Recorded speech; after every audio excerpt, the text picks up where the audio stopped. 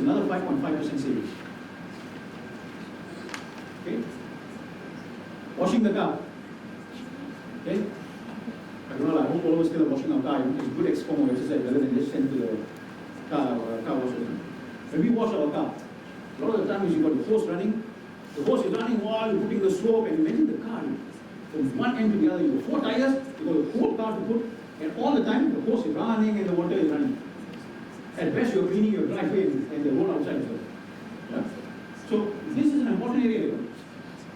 Use a bucket. Make sure you use garden hoses with nozzles. Okay? Another 5% savings here. The last one, and I said, as I said, not exhaustive list, but these are the 15 that we think can be the most, is use efficient. Today, you can get appliances which are star rated. These are European standards that we set, European norms. We've seen it before for electricity. Today, they also exist for water. It tells you how efficient that appliance is in relation to water consumption. So we can make a choice. We can make an informed choice when we go out and buy a washing machine, we buy a shower head. Is this star rated? Why? Because I want to optimize the amount of water I use. That's a choice we have. Right? Just having this change is 4%. Depends on the appliance you buy. Alright? So these are quick 15 steps. Some require technology, not a lot of them. Majority of them requires our own will and initiative to go back and do it. Okay? So if we talk about this 15, why do we need to do it? Again, and this is said by Albert Einstein. The world as we have created it is a process of our thinking. That's the world we have. It cannot be changed without first changing our thinking. We cannot expect a change if we first don't change our mindset. And ours here is all of us, be it the industry or be it individuals, all of us. So this question is also for me. I work in industry, but I'm also at home. I'm an individual at home. I need to change my mindset around this. Okay? Only then can we make a change. So what can we do? If you look at this 15, go back today, think about it, start what you can. Okay? And then slowly build on it and see what you can do at home. The contribution of what you can do is 35 to 45% reduction of water.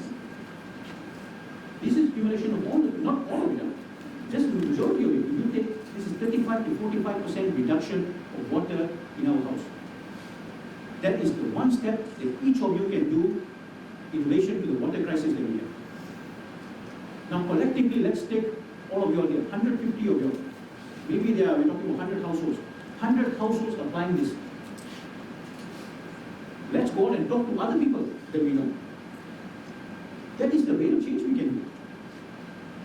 At the same time, yes, we can hope the infrastructure is fixed, but this is in our control. And this we can do today. Alright? So that is in a nutshell what I want to share with you all. It's only together that we can make this change. It's what individually we can do. Alright? So that was a bit of the sharing that I want to do with you all around water. What is the global situation, what's the local situation, and what we can do, more importantly, ourselves. Okay? Alright? Thank you very much.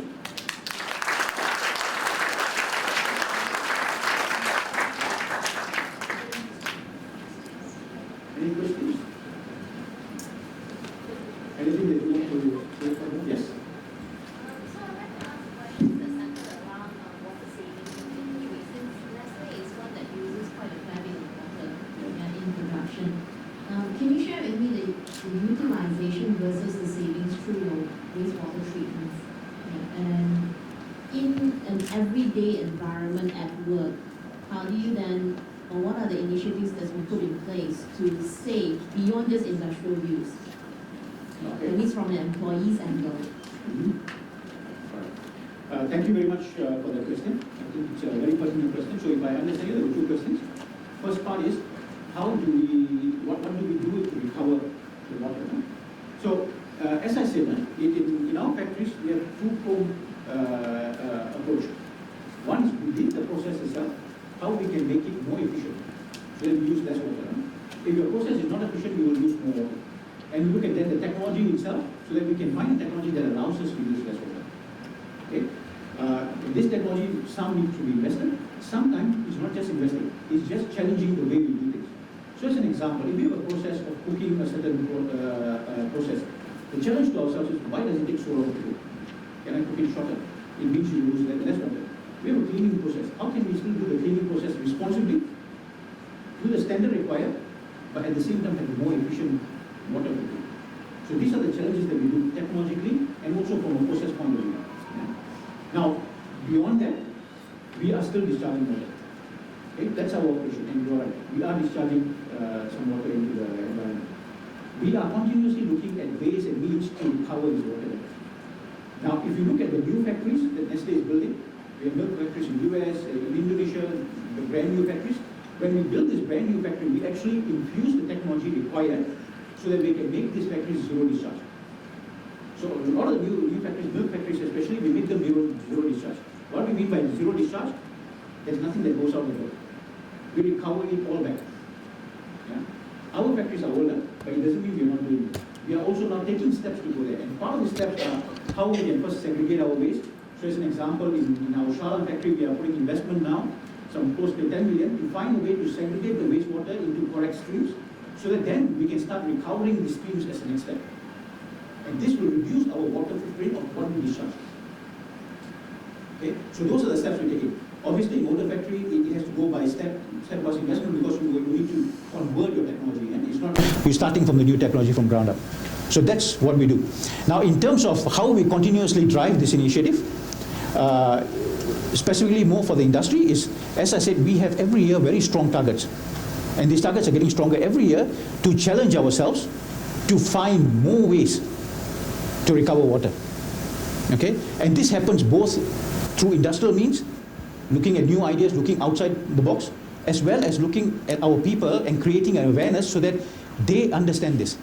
So to give you a simple example, we have the Raya shutdown, right? So during the Raya shutdown, the factory stop and everybody goes back. One of the actions we take, and the operators take this action themselves, is they have what they call a last man out. We actually walk the entire plant to make sure that there is no water being drained. Everything is isolated. Any drip is fixed. It's a last man concept. And that is done by the operator because that's his initiative. He wants to do that. Okay?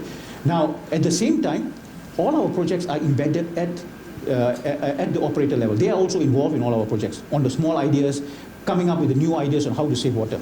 Why is this important? Technology you can always buy. You can always go outside and get a company and sell me the technology to save water. Why do we need to involve the operators? The reason is because when the operators are involved, these 5,800 people are involved in saving water, it becomes a mindset that they take home. It becomes a mindset that they understand why water is important. Then when they go home, they do not look at their water, their sink the same way. They do not look at the water wastage the same way. That's the awareness we try to create. I hope it answers your question. It does. Yeah. Yes. Sir, Yes. thank you for giving such a very enlightened talk.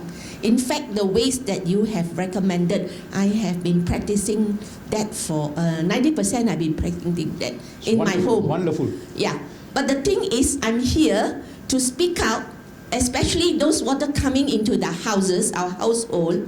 Yeah. They're terribly dirty. And all Malaysians need to have a water filter.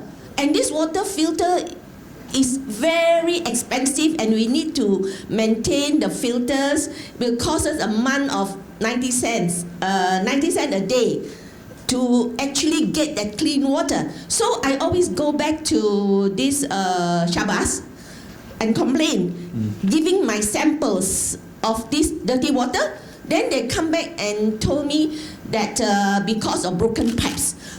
Now the question is, your factory, do you have this sort of experience? Bad water coming in from the government? Yes. And then another second question is, now I'm facing, and the rest of the neighborhood, they're also facing the same thing. They're spending lots of money on this equipment. Outside they put one filter, inside they put 2 or 3. Even like those people with skin problem, they need to have a very filtered water when they shower.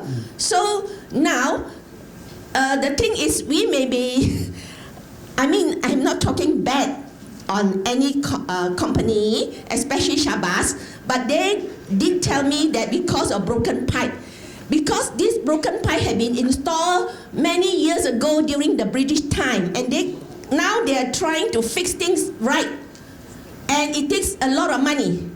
So now we are suffering.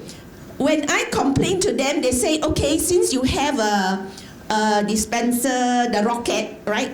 You have to do it every day to flush out water, the dirty water, so that you can have clean water into your other filters, and then I don't have to spend so much money changing the inside filters.